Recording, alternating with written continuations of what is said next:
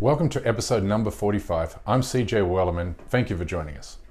In this week's episode, I expose the hateful propaganda that sits at the heart of the newly released Bollywood film, The Kashmir Files. But first, a quick reminder to click on the subscribe button below so you never miss a single episode. Now let's get into it. The Kashmir Files was released in cinemas throughout India and the rest of the world on Saturday.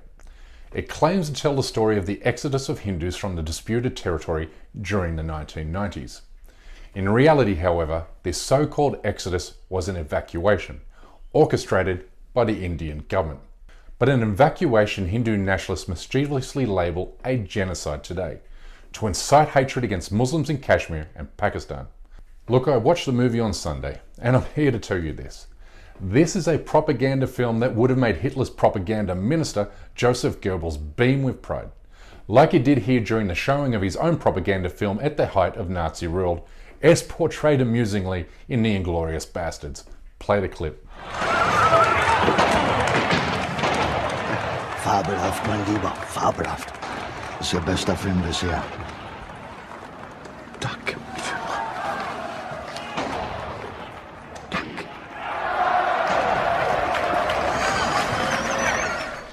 You see, Hitler tasked Goebbels with the job of producing Nazi propaganda to serve multiple aims. To promote German nationalism, the goals of the Nazi party and the party itself, while also demonizing the Jewish people.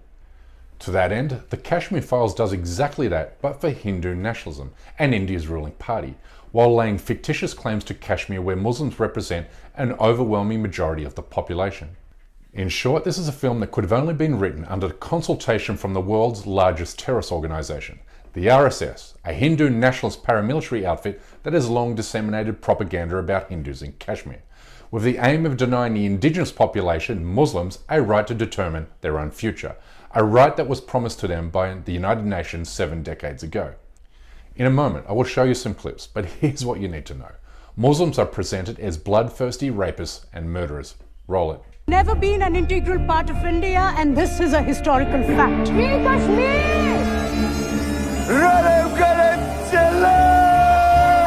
अपना धर्म बदलो, भागो या मर जाओ। कश्मीर के मसले का एक ही हल, अल जिहाद। एक ही आवाज बुलंद होगी, बच्चा बच्चा कहेगा आजादी। तो शब्दवाद से आजादी, आजादी, आजादी, आजादी, आजादी। On the flip side, however, Hindus are portrayed as hapless and defenseless victims who shun violence. Play. जाएंगे तो ये सताए हुए लोग गन से उठाएंगे सर। कश्मीरी पंडितों ने तो कभी कोई बंदूक नहीं उठाई। The film has a simple message. Kashmiri Muslims committed genocide against Kashmiri Hindus. Go. 22-23 आप पर एक इल्जाम है कि आपने ढेर सारे कश्मीरी पंडितों की जान ली है। जी। कितने लोगों को मारा होगा आपने? 20-25। अगर वो आपसे कहते कि अपने सगे भाई को मार दो तो मार देते। और आपसे आपकी माँ को मारने के लिए कहते तो मार देते। मार देते। Unsurprisingly, the film is invoking a genocidal response against Muslims from Hindu moviegoers across India. Watch.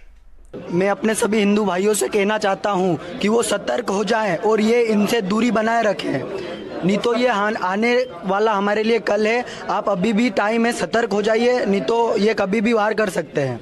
But anybody who tries to convince you a Hindu genocide took place in Kashmir is straight up lying to your face, and for sinister political motives. You see, the United Nations provides an unambiguous definition of genocide in describing it as acts committed with intent to destroy, in whole or in part, an ethnic, racial or religious group. But nobody, not Kashmiri Muslims, not the government in Kashmir, nor Pakistan, not anybody for that matter, has ever intended to destroy, in whole or in part, Kashmiri Hindus, who represented 5% of the territory's roughly 10 million people in the 1990s. I mean, let's be clear. If a majority population of roughly 9 million people really wanted to harm a minority population of just 500,000, then this would indeed translate to genocide-level mass killings. But that's not what happened in Kashmir during the 1990s or ever. But don't take my word for it. I mean, even the Indian government produced a report saying that fewer than 220 Hindus have been killed in Kashmir since 1989. Then there's the Srinagar District Police Headquarters, which found only 89 Kashmiri Hindus have been killed during the 1990s. And then there's the Human Rights Commission, which found that of 157 people killed during the early 1990s, 120 of them were Muslim and only 37 were Hindu.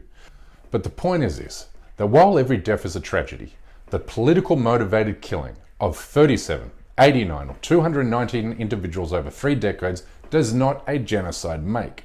Because if 37, 89 or even 219 dead Hindus equals a genocide, then what name do you give to the 100,000 Kashmiri Muslims who have been killed by Indian occupation forces since 1989? I'll tell you what you call it. You call that a genocide, especially given the Indian government has made no secret of its intent to eradicate Kashmir's Muslim population in whole or in part. And furthermore, this is a genocide that remains ongoing today, with the Indian government recently stripping Kashmir of its semi-autonomous status to put Kashmiri Muslims under the direct rule of a Nazi party-inspired Hindu fascist government, which carries out an array of human rights violations, including forced disappearances, arbitrary detentions, torture, extrajudicial murders, use of human shields, and more. And genocide is a name you give to the thousands of unmarked graves that contain the remains of unidentified young Kashmiri Muslim men and boys. Watch. That once used to define the sorrow and the loss of Kashmir's most volatile years. A mother, a wife, a sister, clutching a faded photograph of a man they loved, sometimes the only photograph they possessed. Asking just one question: when will he be back home? Will he ever be back home again? Look, nobody is denying the early 1990s were violent and tumultuous times in Kashmir for both Hindus and Muslims. But both Hindu and Muslim political leaders, politicians, police activists, and journalists were targeted for assassination during this period. And more to the point, this violence was never about Kashmiri Muslims versus Kashmiri Hindus. It was about hatred towards Indian colonial rule. It was about injustices that flowed directly from Indian military occupation, which is exactly what the producers of the Kashmir Files deliberately keep hidden from you.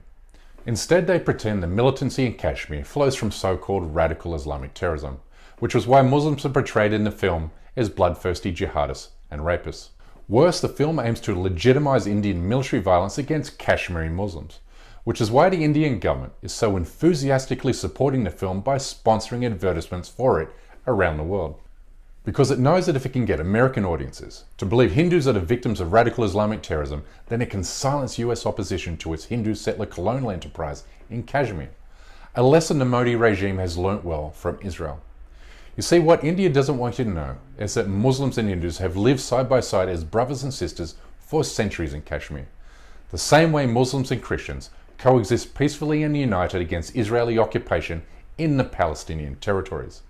Tensions arose between Hindus and Muslims in Kashmir in the late 1980s only because RSS and then later its political wing BJP came along to weaponize communal divisions.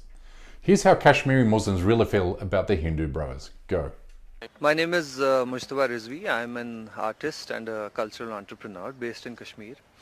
About the return of our Pandit brothers to Kashmir, one thing I know for a fact is that whether it's me or my friends or the people I interact with on an everyday basis, there's no doubt that we would want them to be back here amongst ourselves, because they belong to this place. The movie's producers also want you to totally ignore this fundamental fact, that this so-called Hindu exodus took place under a governor who was appointed by the central government, which was supported by, you guessed it, BJP. This governor evacuated Hindus from Kashmir as part of a concerted effort to clear them out of the valley so that the Indian military could freely turn its weapons against the Muslim population without harming Hindus, which is exactly what happened the day after Hindus were evacuated from the valley aboard government buses in 1990. And Kashmiri Muslims have been the subject of these atrocities at the hands of Indian soldiers for 3 consecutive decades. Why? Because India has never concealed its intent to ethnically cleanse Kashmir of its Muslim majority population. Not then and not today. And the Kashmir Files is produced with that objective in mind. So ladies and gentlemen, there's your genocide. It's not against Hindus, it's against Kashmiri Muslims. Anyway, that's all the time I have for this week. Thank you so much for tuning in. Please like and subscribe to this channel and help spread the word of your friends and family on Facebook, Twitter and Instagram. And we kindly ask you please support this endeavour by becoming a member of the show at patreon.com/CJWellerman. We can't produce, sustain and grow this show without your help, and we offer exclusive benefits to those who do. But for now, good night, good morning or good day, wherever you are, and stay blessed.